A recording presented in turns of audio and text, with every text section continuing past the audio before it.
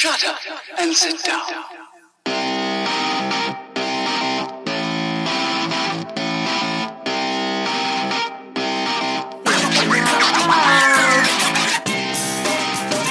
Hello and welcome, this is Thinking Out Loud. I'm your host, as always, Sam Bradley. This is our second show in, just a few days. We're trying to make up for it. We're going to be talking about UFC, MMA by UFC aficionado and musician, Rob Hughes. How you doing, man? Aficionado, I'm going to like that. You good? You know what, that's going on my CV now. It's going on my CV. Better be. We also have guest producer in Alec Wilson, who was on the last show. Say hi, Alec. Hi, guys. He's going to be chipping in to make sure we're not talking nonsense. Which we probably are. How's this for a link? You know who's talking nonsense? The UFC put in George St. Pierre in against... That was a really good segue, really straight into that. Wasn't that amazing? Well, that was only announced last night. People might actually only be hearing it for the very first time from us right now. That's what we want. What are your thoughts on that? Initial impressions? I like it because St. Pierre is a fantastic fighter, which is obviously why Bisping has ducked Mr. Yol. Do you think Bisping's I think he's ducking him. I think he's definitely ducking him. I think he after watching his fight against Weidman not too long ago, I think after that he's wanted to get a long time in. But he has also turned around with the same sort of press release and said he's just hoping that St. Pierre is going to be a very quick turnover. And within 6 weeks, Romero? Bisping. Oh, Bisping. Oh, right. Okay. Which I think isn't going to happen. I think Bisping takes too many hits too often. If Bisping goes 5 rounds with GSP, there is no way in hell he's going to be ready to fight Yoel Romero. Within 6 months, I would say. Yeah. I think... Okay, here's one. What if Bisping loses... What, to Pierre? To Pierre, and then they set up... Whenever Conor comes back, and we'll get to Conor later. Yeah. Whenever Conor comes back, there's a lot to go over on Conor. UFC 30, maybe in November, when Conor comes back against the winner of Ferguson and Khabib. Hang on. We get to that. They co-main event with GSP versus Romero if he beats Bisping. I don't know. Is that? I don't think Yoel would go for Pierre. Really? I think he would go for Bisping. I think he's wanted Bisping for a long time. Yeah, but that's only because he's champion. He wants the belt. He doesn't care. He fights. He wants the belt. That's what he wants. True. So he can dedicate it to God. Do you remember that? That was so funny when I'm a warrior of God. Do it for gay Jesus. Remember that? Everyone thought that Yoel Romero came out after the end of his. It wasn't against Weidman. It was one before that. And he sort of talks like this. He went, and he wanted to say, "Don't forget Jesus." Fair enough. But what he actually says was that. What it sounded like, "Do it for gay Jesus," and he got so much shit. I do feel sorry. He's had a hard time getting to UFC. Yoel Romero. That's all I'm going to point out. Obviously, he went from wrestling. Was it silver or gold medalist? Gold medalist. Gold medalist Olympic wrestling. Double gold. Yeah, for Cuba. But obviously, at that point. When you do something like that in Cuba, that's all you can do. Yeah. He had such a hard time just getting out of Cuba just to fight in anything other than wrestling. Didn't he break his... Well, didn't he? He did. He broke something in his neck. Yeah. And that's why he's so like Ninja Turtle, because he has... He's supporting it with his... Yeah. 2 of his neck plates, I think, are fused together. Yeah. For the surgery. He opted for that surgery so he could fight, so he could keep fighting. He didn't want to lose the mobility in his head. Yeah. It's nuts. And he jumps like a dolphin. I'm assuming you're talking about a knee. Against Weidman, was it? Yeah. Yeah. He split his face open, and the ref was just like, Weidman's probably fine. I'll just let him crack a few off. I don't know if you saw some of the sort of after shots. But he was down. It wasn't even that. It was when they had sort of left. Oh right. It looked like Weidman's skull had caved in a little bit. It was very oddly shaped. It's really bad. I don't know if that is just a lifetime of fighting or whether it was a heavy knee to the face. You can bounce back, but taking Yoel Romero's knee in your face when he's in flight, because he walks in, he does like backflips and shit. He's just an absolute incredibly mobile for some of his size.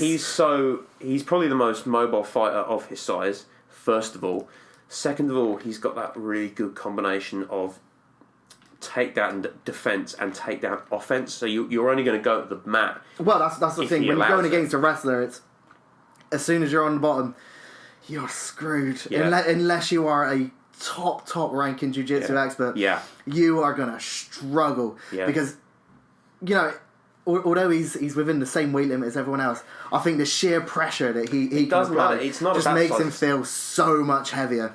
Yeah. It's not about the weight. That's why you have weight classes. But he's, as you say, he's so mobile, and he's got such pressure in his joints. The way he moves. He's a small guy. He's short. Yeah, but he's got a very low centre of gravity. You see when he goes into the clinch, he's moving his hips and trying to get that single leg takedown. It's like, I think if he were to ever start risking going for the doubles, God, Yeah, I think he would have into the sort of 80s, 90s Suplex successful takedowns. Yeah. He would be the takedown artist. He's a very good fighter, and he should. Let's go back. He should be fighting Bisping. Bisping should have fought him. That's how the ranking's supposed to work. It's, he beat Yoel Romero beat Chris Weidman at the time, was the second in the table. So that's it. So once you're number one, you face the champion. Yeah. And that's how rankings are supposed to work. If obviously we talked about it as a hypothetical, but if he were to beat Pierre, would you think he would give Bisping first shout at the match? If who? Say that again. If Bisping if Romero, if Bisping were to lose, and he were to go and fight Pierre, do you think he would give Bisping the first shout at the belt? For sure. Without a doubt. He has to, because Bisping's only going to fall so far down the rankings. I know, but Conor beat Eddie when Eddie was champion, and now Eddie's third. We got someone who hasn't fought in the UFC for 2 years taking the championship chance. Yeah. I don't think, to be honest, like I say, it is with UFC. It's a massive personality sport. Yeah. They think is going to get the most is going to get the belt, and I think after that sort of hubbub between the two, with a bit of swearing, I think Dana will be sat there thinking, why not? The way I'm going to get the most amount of views is to put Bisping in that ring with Romero. For sure, and there's going to be a point where they're going to lean. The company are going to lean on Bisping and say, right, you either retire and free up that belt. You get to keep the belt, you get the pride, but you free up that belt that we can put it between two other guys. Yeah. Or you fight this guy, because we've got to make money on pay. We're trying to make $4 billion back. Well, that's the thing. Obviously, with Pierre now, it's going to be the biggest paycheck Bisping's ever had. It's going to be his first 7 figure. First 7 figures. For sure. Which, is unusual for a champion. To not be hitting that most of the time. Unless you happen to be fighting out of Dublin, Ireland. I was going to say, as soon as you're fighting out of Dublin, for some reason, you only get paid 7 figures. So good. So I think the rankings, they've been played fast and loose with. I think I am glad that Ferguson and Khabib are going to do that fight, because that makes sense. It's going to be a great fight. It's going to be fantastic. It's going to be fantastic. Watching Ferguson's recent training video, him going to town. I think that is the only way of describing it. He was playing that heavy bag like a drum. He's still at 10th Planet, isn't he, with Eddie Bravo? He is. That's such a good move. Eddie Bravo is such a crazy trainer. He's so funny as well. He's a good guy, and he's... Have you ever heard any of his stand-up sets?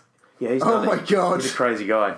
He's funny though. He's a really lovely guy, like really good heart, and he's a really good trainer. And the scheme they have though, they've had fighters coming in to 10th Planet, and experienced jiu-jitsu artists who say they step onto the mat with some of the lower grade guys from there, and they just see stuff they've never seen before. The way that they're moving, the way that these people move across the mat. I think where they're not focusing on just a single aspect of jiu-jitsu, they're trying to see as many ways as they can fix it in with other styles. I think that's always going to happen, because someone who has specialised in taekwondo before will look at jiu-jitsu and think of it another way to a wrestler, to a boxer.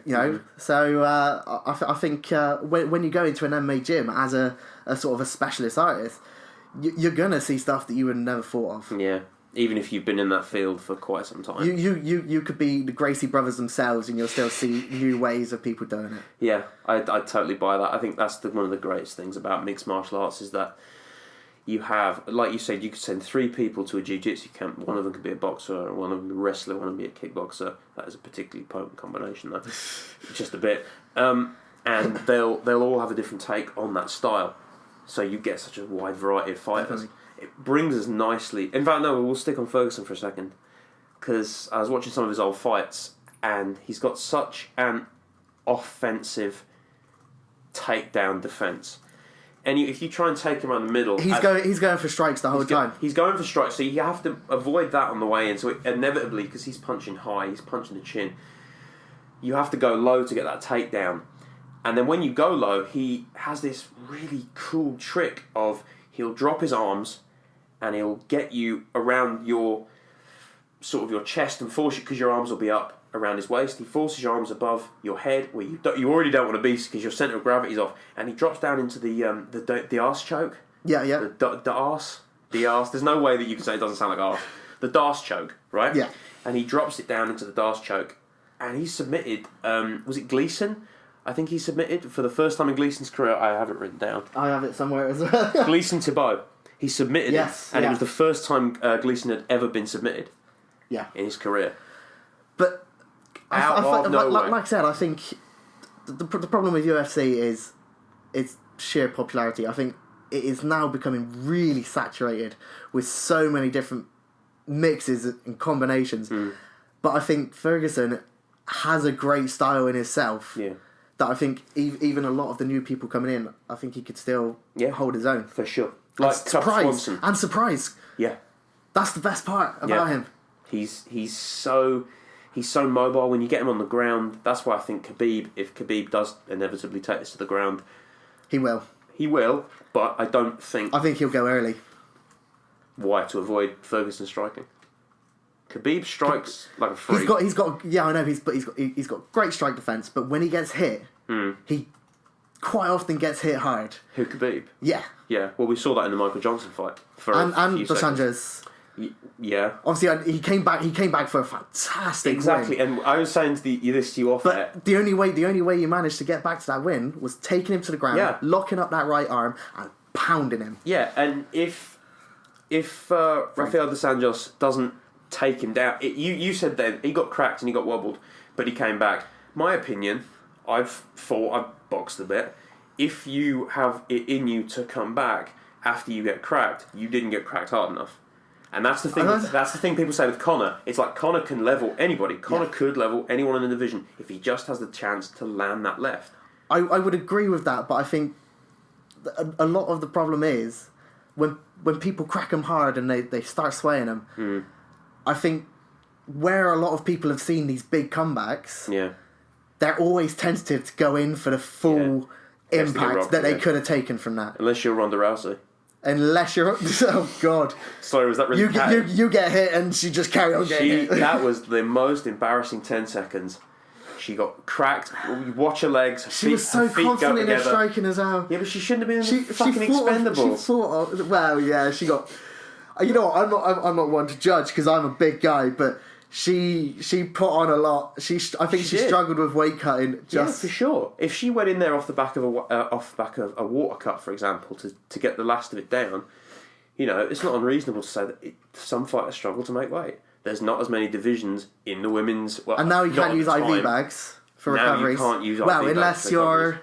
Who was it? It was on Joe Rogan's Fight Companion quite recently, and he was given 2 IV bags, and they thought he could still fight. Well, that's the thing. They'd give him the go-ahead for the fight, but obviously he'd end up being pulled that would have been a no contest had there been a whisper. He would have just had to go near to eye gouge him and they would have pulled that whole thing. The last one was Ian McCall, who revealed he was given an exemption for 2 IV bags. Oh, right. Yeah, we go. Yeah. Was that he's strawweight, isn't he? Yeah, he is. He's really light. Yeah. He's like the weight. That is based on just how he looks behind the podcast. He's about the weight of my foot. I think he's a light guy, but yeah, I still wouldn't want to take him. No, for real. But what are we talking about? Holy shit! Oh yeah, getting cracked. Going right back up the ladder. Side note: I know it's never going to happen because the weights are so far apart. But how good would it be to see young Jacek fight Amanda Nunes, like the best female strikers in the world? Nunes was an absolute demon. She was so good. Ferocious, and I'm really looking forward to her next title defence. Yeah. So who do you think she'll fight next? Nunes. Who else is there? It's Cyborg. Cyborg. Of course it is. It's always Cyborg. Of course it is. I think that's everyone's want to be. Mm-hmm. Or is Cyborg? No, because Cyborg's going to. She's gone up. Cyborg's gone into the new bantamweight. She's going to be the Randomines next fight. Thanks. You know what? They don't put many female matches on main cards anymore. Although obviously 205 there was two out of 5 matches where there was Young Jacek's fight and there was the Pennington. The title match, wasn't it? It was Pennington versus Miesha Tate, and Miesha Tate retired. Yeah. Those 2 fights. And then there was. I was gonna say I haven't seen much from the atomweight clash yet. Have they? They haven't recognised. As far as I know, there's only 3 now. Because there was still a lot of talk about whether they wanted to do one, but they just haven't got the fighters. Well, they put up because it's like you were saying about the weight cut, and that's why they've made a bantamweight league. Right. But yeah, Jermaine Durandamy reckons she's going to try and crack Cyborg after the bell. Come on, no sir. The difference with Cyborg in recent years after she stopped juicing. Oh my god, she's still not the level that she used to be. Absolute machine. She still looks crazy strong. Oh, again, I definitely wouldn't even try and go anywhere near that in a fight. But I wouldn't even look in that general direction and be scared. No, it's. I think when you put a fight, I mean, the nature of the win over Holly Holm did not help. Cracking her after the bell twice. Yeah. That was so. I remember watching that, and it's like you're punching, and it's punching, punch. Yeah. That's not great. And the ref, and that was the first one, and that was the one that rocked Holly Holm. And then that's right. I always say home. And then the ref took her away and sort of didn't say a thing. And then the next round, it was the 3rd round, and it was punch, buzzer, punch. And then the ref does say something. It's like, you've got to take a point away there. Yeah. And if he does take a point away, then it's a draw, and you have no champion for your new bantamweight class. I understand that, but when it becomes outside the rules of the sport, that's totally wrong. I mean, it was an absolute. No. I think where UFC again is so young. I think popularity contest. Yeah, like you were just saying. But I think they will. They know they're going to lose too much money if they just suddenly turn around and go, now we don't have a champion. I think they'll find some new little rule to sneak in. Obviously, with McGregor, there was so long. Discussion, and it went every single way. Every week it was swapping whether he would keep 2 title belts and whether he was allowed to contest for the 2 title belts. That is such a bad situation now with that belt. They took it off him. Okay, fine. You've got to free up the belts if he's not going to be fighting for 6 months. I understand that. But to give it back to the guy who lost it, and not only lost it because you do have bad fights, but lost it in such brutal styles. Yes. Jose Aldo has to live with the fact that every single highlight reel of his career from now will always include that knockout. Have him getting knocked out by a relative newcomer in 13 seconds. It's always going to be the same for McGregor as well. He's always going to have that one knockout shown. No matter how much he redeems himself, no matter how many wins, no matter how many title belts he manages to take if he really wants to. He's not going to get one soon. No. It's not going to happen. No. He's been called out a lot, but it's not. There was even he's not stupid enough to risk that, I don't think. There was that one video of him and Tyron Woodley getting a little bit edgy. Yeah. Remember that? The 2 of them stood next to each other was hilarious. But there was that other one where they just come out the way in and there was like 8 guys between them, and like Connor's like, "You look like a woman with that phone." It's like, Connor, just do that. Just flex, smart the cameras, and go away. Act cocky, but not to someone who probably could destroy you right now. Man, what weight was he when he fought Diaz the second time? That was 170. It was at 170. And that was the weight. That's the weight that you have to be to fight Tyron Woodley. It would be. Now, no, he was sweating. He was breaking. He struggled up there. He was walking away. You see that when he was like marching around. He tries doing his cocky swagger, like, arms flailing. You see him. He's bright red. When he's doing that. He's gassing out. Yeah. He's trying to make time for himself. So I think to fight against someone at that weight who's also had to make changes to get to that weight is fine. But to fight against someone who's naturally that weight and doesn't size, even he can go and do whatever he wants and still be that size. At that size, not a chance. No. Not a chance. Woodley would close distance and break his face. Break his face. It's just it would be an absolute bloodbath. Yeah. Should we talk about the other pretty good event, the main event on UFC 209? Woodley Thompson. The one I'm really excited about. Like I said, 205 for me, although a massive thing about it was McGregor, Of course. taking the second title. Mm-hmm. But for me, the main undercard fight was my favourite fight of the night. Yeah. Seeing Wonderboy really, really struggle about the aggressiveness and takedowns of Woodley, but still managing to pull back out of the most obscure angles. Takedown for singular. me was just a phenomenal match to watch. Yeah, it was great. It was, as I remember, that was the co-main event, or it was the best of the rest, so to speak. It was the one. Yeah. It was the one that was on before Eddie versus Conor. Yes. And because before that it was the strawweight, right, women's. Right. Yeah, I think. And obviously, carry on. That fight could have been ended a lot quicker if both men had stuck to their guns. Yeah. I think how did you see it? I was more surprised it ended in decision Really? than anything else. I didn't even see it going past the second round, if I'm brutally honest. Mm-hmm. Based off what I saw in the first round, I thought Woodley was going to come straight in, hard, confident, with the takedown, and just maul him. But again, you just can't account for the sheer reach and just speed that Wonderboy can get out of your way. Yeah. And again, although his takedown defense is quite shocking, it's bad. Yeah. It's bad For someone that's as well placed as he is. Yeah. But once he's taken down, somehow he just manages to slip out. I don't know if they're greasing him up in the corner. Have you heard about this? Here's the thing. God, don't say that's actually what happened. No. Here's the thing. It's not great. Smearing Vaseline. There's a thing where, and it's big in jiu-jitsu, where the night before a fight, you get in a bathtub of baby oil. That's a standard night for me. Yeah. And you sit in it for silky soft skin. You sit in it for 6 hours, and then you get out, and they wipe you down, and you have a light shower, right? And then they send you into the octagon or onto the mat. And then, of course, when you sweat, your pores start to push it back out. Yeah, so if someone's trying to get you in like a guillotine, you can just pop right out, or you just like slip your out of an armbar like it's nothing, like you're the guy from Terminator 2. So are you thinking that's what Wonderboy does? Mate, he does have fantastic skin, so I could see it happening. He's just really shiny. He's a really shiny guy. He's a really shiny guy. Do you know what Tyron said after the fight? Someone said he was glistening. Someone said you had him in that guillotine for ages. And I was going to say he was in there for about nearly a minute, and easy. Like, Woodley's cranking on it, and he turned around and said, "Yeah, he's just got a really small neck. He's got like this." My own muscles were getting in the way. He just had a really small neck and very agile head. Yeah. Wonderboy doesn't move like a human being though. No. Watch the way he makes. He's space. made of jelly. The way he makes space to lay out those long high kicks, and to lay in those inside kicks as well, maybe going for the trip. The way he creates space is like no one else in the division, and it shows. Obviously, he's a world class.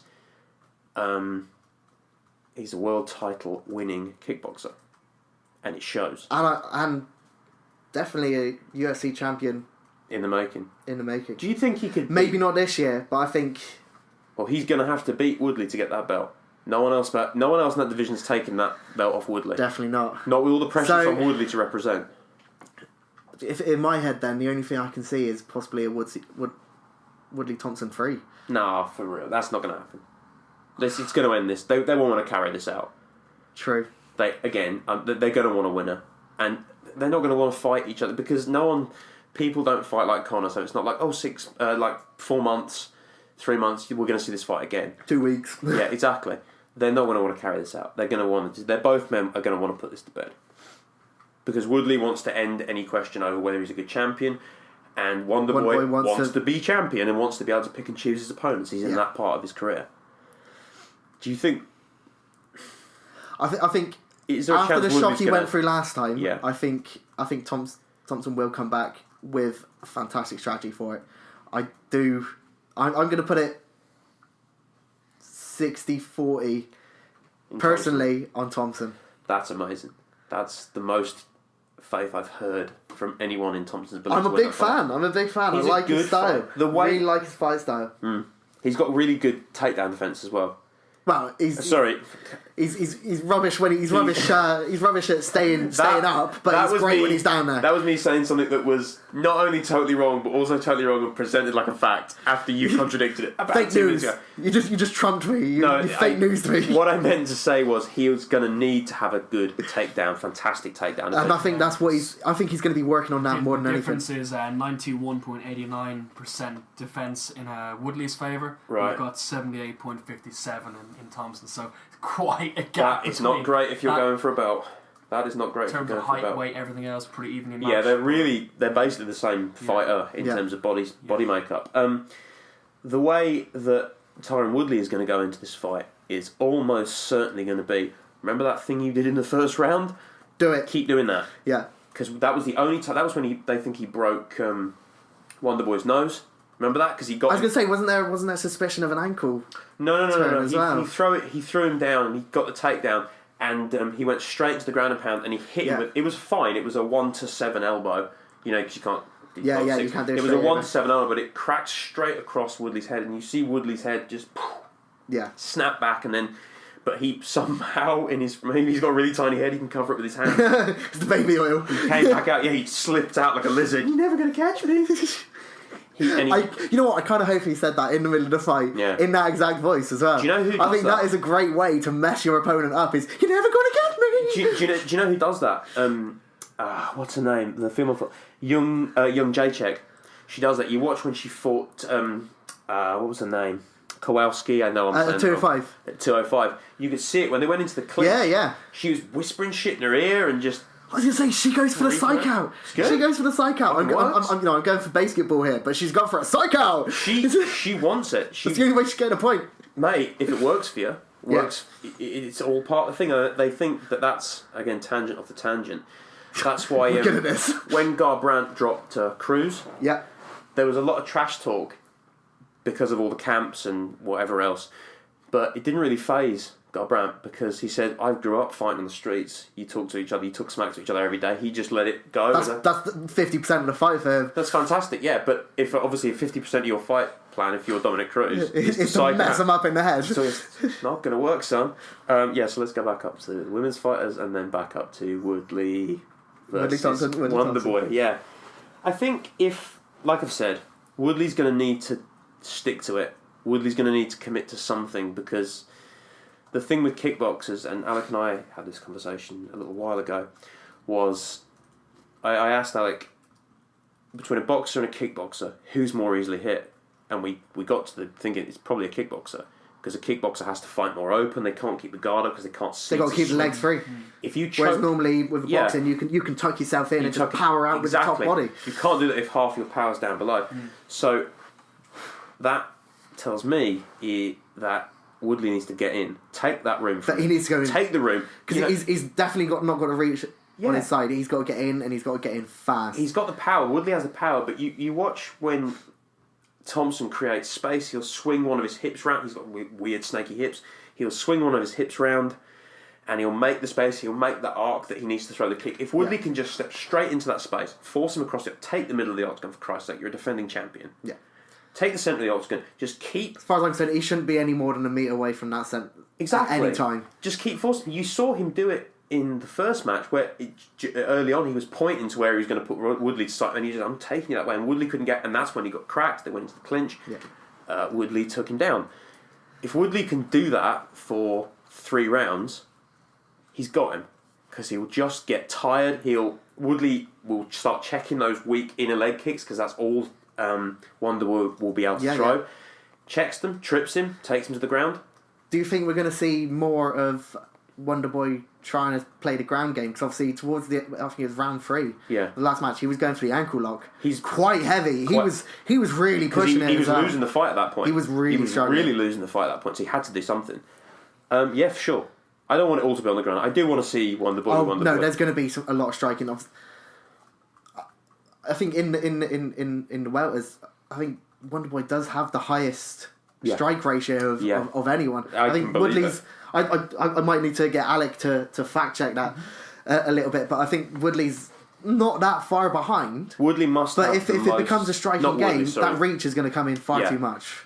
Yeah, it's In terms of leg reach, we've got a difference of Woodley, he's at 42 inches. We got Thompson is at 41, not much there.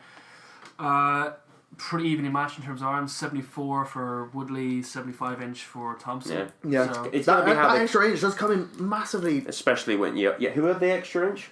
Thompson. Thompson. In terms of arm, yeah. Oh wow. Yeah. But then Thompson. But it switched right over for Woodley for flag. Yeah. I think it's going to I be think about. Woodley doesn't use his legs all that much anyway. No, but I think he'll have to. Well, he does, he'll but have to start when he's on the taking floor those and kicks. throwing those triangles all over the fucking... Man, I think when my pick is that, if I had to call it, I think Woodley's going to rock Thompson right at the end of the first. Thompson's going to go in a bit shaken, and then within a minute, 2 minutes of the second round. Should we put a fiver on this? I'm down. I'm done. All right, I'm going for Wonder Boy. I'm going for Woodley. Boom. This could be some fun. It's going to be fun. It's getting heavy now. It's getting like a speakeasy, for Christ's sake. Speaking of heavy. Yeah. Speaking of heavy, nice. Yes, I segued. Overeem. Overeem is back, and he's taking on Mark Hunt. The juicer producer. That you got to feel for Mark Hunt. He's on the not way got a up. chance in hell. You got to feel for Mark Hunt in two ways. On the way up, really looking to prove himself, fights Brock Lesnar. And Brock Lesnar is on rocket fuel. Yes. And it goes to a no contest, and Brock Lesnar has a redacted fine of a year, which he already served 6 months No, of. he only had to pay, I think, 10% of his winnings for that match, which at that point was the biggest purse we'd ever seen at UFC. Yeah. If I was Hunt, I would be in the exact same. I would be absolutely pissed. But look at Brock Lesnar when he walks into that cage. Brock Lesnar has always looked juiced. There's fighters that are that size, that are that strong, always kind of look a bit freakish. Brock Lesnar went into that octagon and he looked like a rhinoceros that had been taught to stand on its hind legs. You know. Can you remember the Super Mario movie? Yeah. With the tiny little head, but absolutely humongous body. Strong. Freakishly quick across the Koopas, ground. that's the one. That's it. The little mushroom guy. Yeah. Freakishly quick across the ground. Absolutely ragdolls Hunt. Hunt says, "The fuck," and then they put him back in against Overeem. It's just I don't know. I think the thing that's going to come into the thing that's mostly going to come into account is his heritage. Samoans are hard to put down. Yeah. That is the best way to They're put big. it. They make very good wrestlers. That's not a. They make good wrestlers. They make good boxers, and you can see why they make such good rugby players. Yeah, they're big guys, and he is a big guy. It's Overeem, and I think Overeem is. Oh no! Again, he's like 100%. GSP. Overeem's going to take it, Yeah. but I think just because of the crusade that Mike Hunt has against juicers in general, I think even before he was against Lesnar, he was always up in the ante to take out juicers. Yeah. And obviously Overeem has been suspended multiple times. Yeah, he's for had the bad exact same history, thing. hasn't he? I think if this Mike Hunt's going to be, I keep saying Mark. Mike. It's Fuck, Mark. man. I only say Mike Hunt because it's so funny. It's so funny. Mark Hunt. Yeah. I think him getting the win over Overeem, I think it would be the end of his crusade. I think he would have taken out the biggest juicers of the sport. And I think that's all he'll be unless he can fight Cyborg, which I do see it happening one day. That would be insane. Yeah, it's got to be. She's She's probably got higher testosterone levels than him. Man, you see her when she was fighting on the gym. It was insane. She was a cyborg. You can see what She's probably got a fucking metal head. Isn't she married to the male cyborg? No, that's nuts. No, that's not true. Okay, I don't know. I thought that would be family hilarious. cyborg. The family cyborgs. No way. Yeah. No way. You know what? That's Life's gonna be not that good. That's going to be the next Keeping Up with the Kardashians. One straight hell of up. a fact check. Are the cyborgs married? It's going to come up with Archer. It's like, no, they're still technically only engaged. So, where were we? Oh, Jesus. Oh, wait, no, they split up. Overeem's going to win. For sure. We can count that out. Oh, sorry. No, for me, I think he's going to... 90% Yeah. Overeem. It's a shame. But, I mean, do you think... Unless Overeem has a really hard time. Which I highly doubt. Overeem... When was the last time Overeem fought? A year and a half ago? Yeah, a while ago. He's been out. He's been out a long time. He's been out a while. So's Mark. Other than... Well, obviously, because they took on Lesnar, didn't they?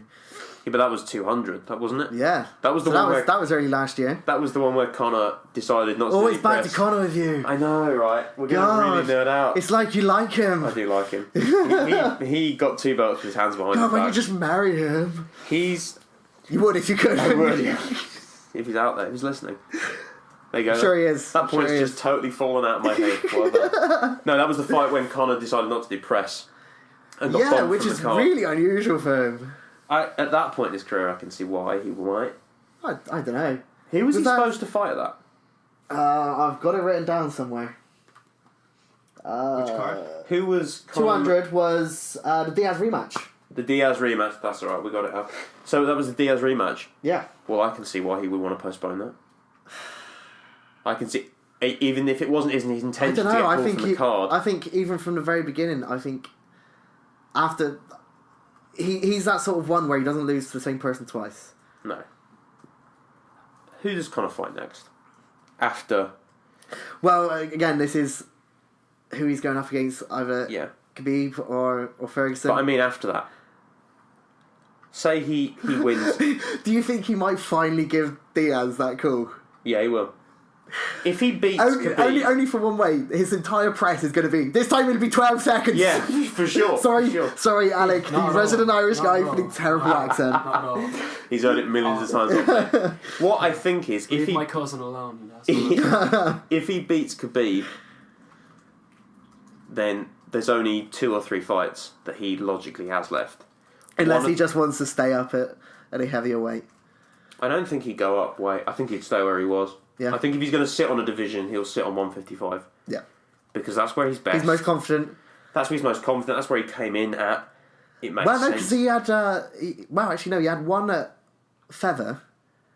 Before UFC, pre-UFC. He had one at Feather, which was his first win as a professional. Then his first loss as a professional was his second match, where he went up at lights. Jesus. Yeah. Wow. And then it was, I think, 2, possibly 3 fights after that, because Joe Rogan started talking to him after that loss. Yeah. And I think Dana was over in Ireland for picking up an award or something like that. He was. And his Twitter blew up saying, you've got to meet Conor. And I think it was a week, 2 weeks after that, he offered him, I think it's a 2-match preliminary contract. Yeah. Obviously, after those 2 matches, he got... Hey Dana, 60 G's, baby! his first win, and then his second fight was Fight Night 46? Yeah, Brandau. Wow. And that was his first performance of the night. Yeah. And then he got 3 consecutive performances of the night before getting, his very first He won his first decision fight within those first 5 or 6, I think. Sorry, I've got it written down here somewhere. Yeah, because obviously first off was Brimage. That was knockout. Yeah, Holloway. Yeah. He went up against Max Holloway. Yeah. That was. Do you think he'd do that again? Do you think he'd do that again? I think he definitely would. That would be nice. He wants to get a knockout against him. Do you think he'd go back down to fight Holloway? Easily. Yeah. Happily. Have you ever... obviously you've seen him at 145, I think it is. He was small, but he was so fast. He looked like he was like the door of death. He was just bone and muscle. I'm pretty sure I saw him in Dark Souls at one point. He was so bad. But he beat the guy. I think I watched that. I think that would be a... But I think he's going to go back to anyone who was ever a loss or a decision. He's going to go back and take him. That's such a good He wants. You look at his matches. He's got so many first round knockouts, successful first round knockouts.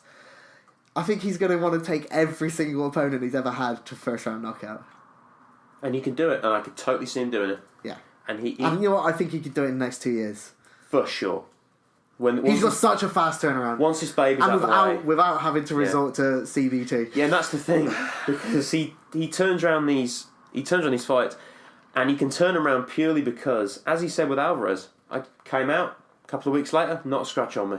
Yeah. Alvarez did not touch him. He didn't touch him in any meaningful way. He did. No, he didn't. If he did, we'd be talking about how Conor swung and lost. Alvarez is no mug. Alvarez was champion of that division for a reason. He was. And he came at Conor and he didn't fucking touch him. He couldn't touch him. He was all over. He dropped him he put his hands behind his back. I don't care. There are other ways to realise. There are other ways to work out that your hand is busted up other than putting it behind your back in the middle of Madison Square Garden. Eddie didn't touch him. No. Eddie didn't touch him. They're not going to do that again. They're not going to do that He again. did, but the damage was so light, and I think, again, McGregor is superhuman in his recovery. Yeah. I don't know what they're doing to him. Probably a clone is my best prediction. There's like 3 of him. Yeah. Like the Prestige. They just they just rotate him round. And in his different weight classes as well. Like, it's in like, his different weight classes. Yeah, already. what do we need today? We need 170, Connor. Like a vending machine. And then just shave some stuff off. I mean, it makes sense. It does. It's the only way he can recover that quickly. Man, he came out of the Diaz And he has fight. these Deirdre glasses. Oh god. That's so good. Was it? He says, "No, it's his pocket watch, isn't it? 3 men died making this watch." So good. But when he came out against Diaz after that fight, he was banged up. He was, his leg had taken some serious damage. His face was all because Diaz kept thumping him. Yet he was still up in Bangkok ready for Eddie at MSG, wasn't he? He was still ready. He really was. There was no way he wasn't going to take that fight. No. No way. Mainly because of the paycheck. Well, yeah, fine. Yeah, fine. It's... Yeah, what does McGregor do next? After he's fought, because he's not going to fight deep into his... Wait, this could be a very... What do you think he does? I know there's a lot of talk about it, but I think he might try boxing. Why not? He's made so many claims, but he would never get out His Mayweather coach, fight. his first coach Marlon came out as a boxer recently and said how he only did it for 2 years, 3 years max, and then went straight to kickboxing. Yeah. Right? Yeah. So Yeah, he Yeah, was right, but no, Taekwondo. I thought No, it was he kickboxing. Really? Okay. I think so. Yeah, probably. there must have been Taekwondo after that because Yeah. some of the kicks he throws. Yeah, because you he's... don't learn that in kickboxing. Those- God, the half moon sickle. Oh, And the wing if that shove ever connects, front kick. yeah, Just to that keep snap people at front, bay. that snap Stay is over there. You stay over there. And you can't touch horrifically him. fast. So good. I think he... do you know, and I'd be happy... And he hasn't stubbed his toe once. No. You watch that snap kick. I would stub my toe all over. I stubbed my toe just walking. Toes up, ball out. I think if he does what you've said with the UFC, sits on a division, defends this division a couple of times, maybe does a couple of novelty fights, maybe gets Holloway, maybe Diaz 3 at 1 or something. Just for 12 seconds. Whatever. If he then says, do you know what? My body can't take the punishment of training everything. Yeah. What I'm going to do is train as a boxer. And then I'll do Mayweather 55 in or whatever. Or I'll do Mayweather 50 in 4 years. Yeah. Floyd, give me 4 years. Or 2 years. Nah, Floyd won't go for it. No, he won't, because Floyd's way older, I think. Yes. How old is Floyd Mayweather? And because Connor's 29. Connor is 29 this July, 14th of July. Oh, we got to do a podcast to celebrate his Independence Day birthday. for sure. Bastille Day. No, the it's one. 4th of July. Is That's it. Yeah. Different nation, same ideas. So, What's 14th? So how old is Mayweather? Mayweather, I believe, is 30. 35, I think. He's got a bet on him, hasn't he? He's got at least 5 I believe years. he's 40, but 1 second, he is exactly 40 years old. Ah. Years old. Just gone, 24th of February. So call it 10 years, give take. He's not going to wait another 2 He's not. years. I Floyd Mayweather's not think gonna- it'd be an outrage to see a 50-year-old at that point. A Against 50-year-old fighting a 39-year-old 39-year-old. Conor McGregor. I think No, that'd be bad. you'll never see it. If they're going to do it, they've got to do it soon. They got to do it in the And next that year. sucks. Because it will fuck up his UFC career, possibly. Or it could bring it to a whole new level. No, I don't see He's that. a great striker. He's a great counter fighter. He is, but he's also great at working his body in a way to have... So he has kicks at his disposal when he has to use them. You can't do that in boxing. If someone comes in close boxing, you can't kick him in the chest. You Yeah. have to box your way out. That's what not I've something he always does. always seen about him possibly going to boxing is the small fact that he's going up against people that have trained their whole career to just punch, whereas he's trained his whole career to use everything at his disposal. Yeah. And I think as soon as someone comes in, say for a clinch, I think no Natural matter what, his instinct will take natural twitch reflex is to bring that knee up fast Yeah, I couldn't agree more. I think and it's... force their head down. Yeah. Similar question that we got in. Pro boxing have a mountain to climb. No, I think UFC has a mountain to climb. I think boxing is still a bigger sport. Definitely. In terms You only have to look at the prize purses for Yeah. one. Yeah. You just have to look at the styles of people fighting. I think no contest at the moment. UFC is definitely the underdog. UFC has only got one, maybe two fighters they can hang a 100,000 pay-per-view return on. Lesnar. And Conor. And Lesnar ain't never coming back. No. So... He gets so much more at WWE. He came from a pro background as well. Well, he came, obviously Lesnar came from pro wrestling to pro UFC, back to pro wrestling. In terms of pro wrestling, there is definitely space for it in UFC. Yeah, definitely. I think it's the best. It's a perfect counter to jiu-jitsu. Yeah, I agree with that. Because straight away you've got one fighter preferring to fight on their back and one fighter preferring to fight on top. And that's great, and that's the level that that's you want. where you have a fun That's match. the conflict that you want. Yeah, I get that. Yeah, I get that. I think UFC's still got a mountain to climb. I think UFC will do it. I think UFC is getting more popular. But again, definitely in terms of pay-per-views, boxing's just been around longer. Yeah, that's boxing is a heritage. Boxing wasn't exiled for 30 years. Do you know what I mean? No. UFC was basically. Then they brought it back and they said we're going to make it safe. Although UFC is way better. Sorry, UFC's better than just watching boxing. I think. I know you've just caused it's outcry in the public. It's just an opinion. I think. No. UFC is a more engaging. I think it's a valid opinion. Again, it's so much more exciting. Yeah, it's a very millennial sport because there's all the sponsorship, there's all the money. UFC is always sponsored by cool stuff like video games and beer and Harley Davidson. Have you played any of the UFC games? Yes, I have. UFC 2 is great. UFC 2 is awesome. I have Fight Night. Really? The first one? No. Fight Night is the boxing game. One, where you could sort of play as a person or you could create your own person. I love that. So difficult. I had to beat Conor. So difficult. I had to beat Conor on UFC 2 and it was horrible. I got him in this really strict ground and pound, third round. I was just hitting him. Yeah, because that's realistic. It was just, Conor was just, I'm so sorry. To achieve my dreams, I must crush those that I love. You just stopped because I can't do it. I was doing hammer fist on him. People were screaming. It was awful. This has been really fun, man. It has been. Thank you and you so know much what? I hope we do it again for sure. Next time we fight, you have to come down. We'll do it. It's really great. This has been Thinking Out Loud. Thank you to Robert. Thank you for having me. Thank you. Thank you to guest producer Alec. No probs. And thank you for listening. Like, listen, share, subscribe. We're on Twitter, YouTube. This will be out as soon as we can. We're on SoundCloud. And we're on Facebook.